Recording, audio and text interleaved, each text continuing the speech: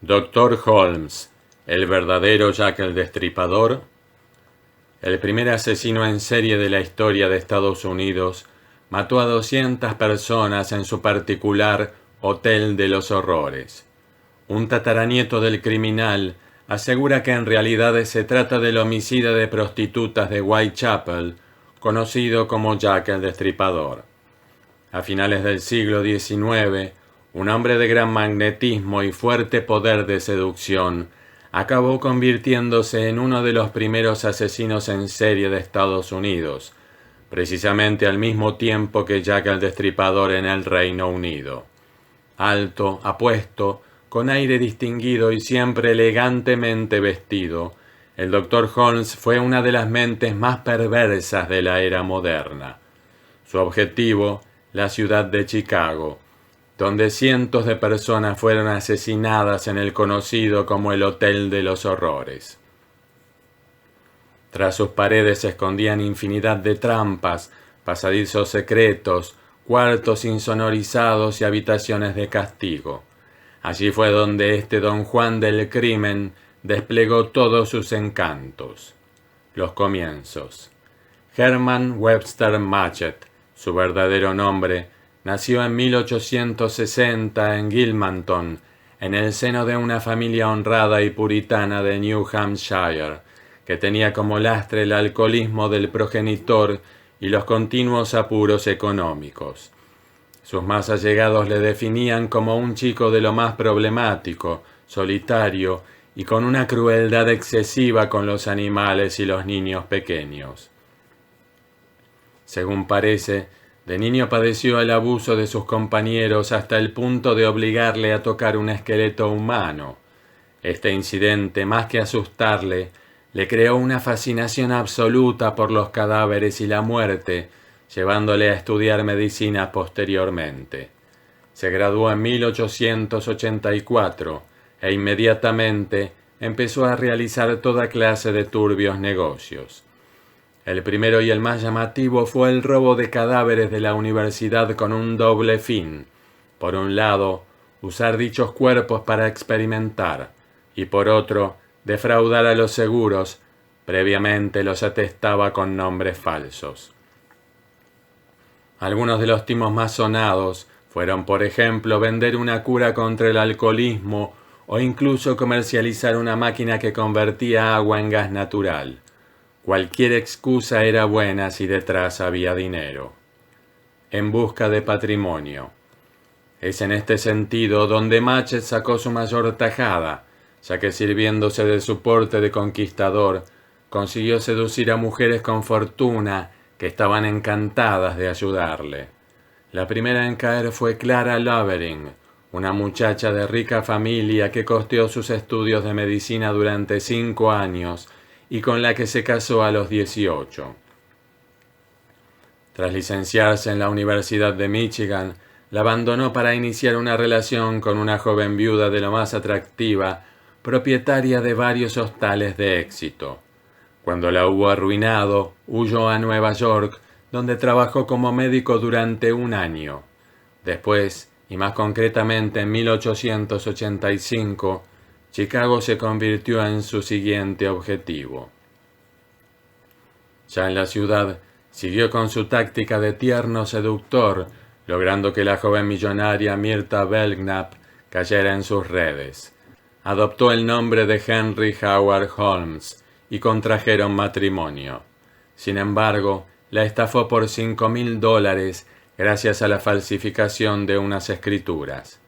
Este dinero lo utilizó para construir una lujosa residencia en Wilmette.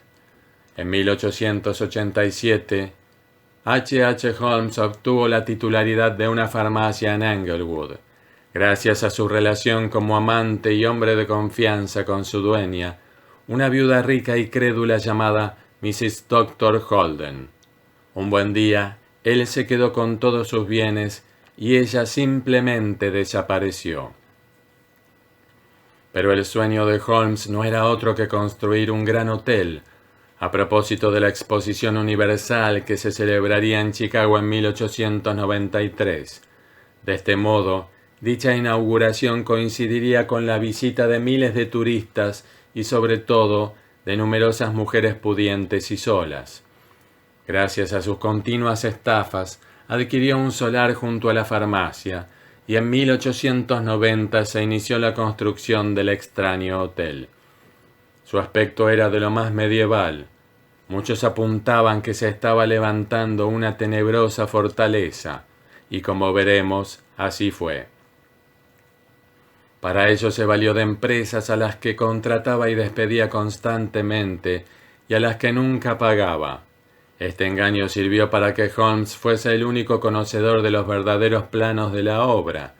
Los continuos cambios de personal le favorecieron, ya que su excepcional hotel jamás logró levantar sospecha alguna.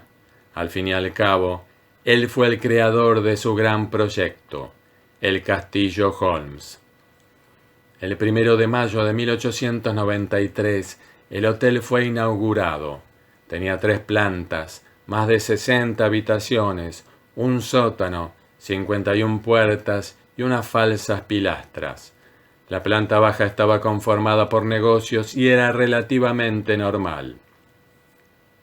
Sin embargo, el subsuelo y los pisos superiores estaban plagados de cientos de trampas, escaleras que no llevaban a ningún lado, dormitorios secretos, cuartos sin ventanas, puertas correderas, laberintos y pasillos ocultos. Además, colocó decenas de mirillas en las paredes, desde donde Holmes podía observar a escondidas a sus clientes. El control sobre sus huéspedes era casi abrumador. Para vigilar todos sus movimientos, se valió de una instalación eléctrica ubicada bajo el parquet. De este modo, Holmes siempre les encontraría. Su sadismo era extremo. Podía terminar con la vida de cualquiera cuando quisiera. Resultaba de lo más fácil. Con solo abrir unos grifos de gas, podía asfixiar a los ocupantes de varias habitaciones. Otras estancias tenían sopletes en las paredes recubiertas de planchas de hierro. Un montacargas y 2 toboganes servían para bajar los cadáveres a una bodega donde podían ser disueltos en una cubeta de ácido sulfúrico, reducidos a polvo en un incinerador o sumergidos en unas cubas repletas de cal viva.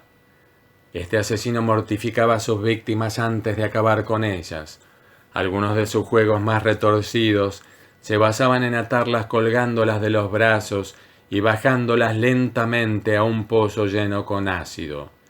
También encadenarlas a una prensa rotatoria que poco a poco iba triturando sus huesos, o practicarles autopsias estando aún con vida. Huida a Texas. Una de sus famosas habitaciones la denominó el calabozo y tenía innumerables objetos de tortura. Entre las sanguinarias máquinas instaladas por Holmes, destaca el autómata que permitía cosquillear la planta de los pies de las víctimas hasta que literalmente morían de risa. Una vez finalizada la exposición universal, hubo un descenso en la clientela del hotel y Holmes comenzó a tener pérdidas. Para subsanar el problema se le ocurrió la brillante idea de incendiar el último piso del inmueble y de este modo cobrar el seguro que ascendía a $60,000. Pero descubrieron el fraude y el doctor tuvo que huir a Texas. Allí siguió viviendo de las estafas hasta que por primera vez dio con los pies en la cárcel. Puesto en libertad bajo fianza, Holmes volvió a urdir otra farsa que consistía en lo siguiente. Un cómplice llamado Benjamin Pitezel debía hacerse un seguro de vida en una compañía de Filadelfia. Tiempo después se presentaría como suyo un cadáver anónimo desfigurado por un accidente. Una vez engañada la aseguradora, la mujer de Pitezel cobraría la prima y la repartiría con Holmes. Pero para curarse en salud, el doctor decidió cambiar el plan y matar realmente al compinche. Así se llevaría la totalidad de la indemnización. Semanas más tarde, también se deshizo de la esposa y sus hijos. Infraganti. Cuando parecía que el criminal se saldría con la suya, Marion Hedgepeth, un antiguo compañero de celda, lo denunció a la policía por otro desfalco a una aseguradora. Aún le debía $500 de un antiguo trabajo y sabía que nunca se los pagaría. Cuando comenzaron a tirar de la manta, se dieron cuenta de que H. Holmes no solo había cambiado su identidad, sino que había cometido decenas de fraudes y asesinatos. Estos últimos salieron a la luz cuando descubrieron el gran número de desaparecidos que hubo en Chicago, mientras el Hotel de los Horrores estuvo activo. Cuando entraron a las instalaciones y las inspeccionaron a fondo, los investigadores no salieron de su asombro. Cientos de restos humanos, estancias repletas de máquinas de tortura, pasadizos secretos, sangre. Era un auténtico parador de la muerte. La policía contabilizó un total de 200 fallecidos, mientras que Holmes tan solo reconoció 27 durante el interrogatorio. Nadie podía creer lo sucedido. El final de Holmes llegó en octubre de 1895, cuando se inició el juicio contra él en Filadelfia. Duró 6 días y el asesino rehusó a la defensa para convertirse en su propio abogado. A pesar de su testimonio, alegatos y tretas, no pudo salvarse. El 30 de noviembre, el juez firmó su sentencia de muerte, que finalmente se aplicaría el 7 de mayo de 1896. Fue condenado a morir en la horca. Tenía 35 años. La maldición.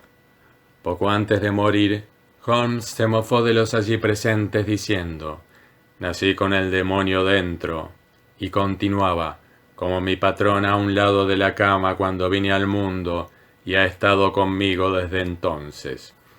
Una vez en la horca no tuvo una muerte rápida, sino agónica. Se alargó durante 15 minutos. Para evitar que su cuerpo fuese mutilado o robado, el mismo Holmes pidió ser enterrado en un ataúd lleno de cemento. Pero no solo eso, sino que, según parece, este criminal lanzó una maldición contra aquellos que lo rodearon en vida. Un par de semanas después de la ejecución, uno de los testigos claves cayó súbitamente muerto de un envenenamiento sanguíneo. Otros participantes de su juicio enfermaron de muerte días después. Uno de los guardias de la prisión donde estuvo se suicidó. Inexplicablemente, una de las oficinas de investigación de la aseguradora que Holmes defraudó se incendió por completo. Curiosamente, solo quedaron unas fotos del asesino y la orden de presentación del mismo, y así, varias personas relacionadas con Holmes o su oficio murieron de forma violenta. Holmes, el Destripador, su historia y sus crímenes le convirtieron en el primer asesino en serie documentado en el sentido moderno del término. Recordemos que no fue hasta los años 70 cuando Robert Ressler, agente especial del FBI, definió al asesino múltiple con el concepto de serial killer. Dicho esto, ¿y si en realidad estuviésemos hablando del desconocido Jack el Destripador? Así lo asegura su tataranieto, el abogado Jeff Matchett, que explica cómo ambos personajes en realidad serían el mismo hombre. Su afirmación se basa en los diarios personales que heredó de Holmes y cuya investigación salió a la luz gracias al documental American Reaper, emitido por el canal Historia. Matchett, junto al ex analista del FBI Amaryllis Fox, la CIA y Scotland Yard, se basan en los textos que Holmes escribió, donde detalla su participación en el asesinato y mutilación de varias prostitutas en Londres. Parece ser que el doctor habría viajado hasta Reino Unido, un dato hasta ahora desconocido y que podría cambiar lo que sabemos de ambos personajes. De hecho, el tataranieto asegura que quien murió en la horca aquel 7 de mayo de 1896 no fue su tatarabuelo, sino uno de sus secuaces. Y no solo eso, sino que plantea que la actual esposa del príncipe Harry, Meghan Markle es pariente del criminal. Matchett y la actriz serían primos octavos. Unas controvertidas teorías que, pese a su arduo estudio durante más de 20 años, siguen teniendo sus detractores.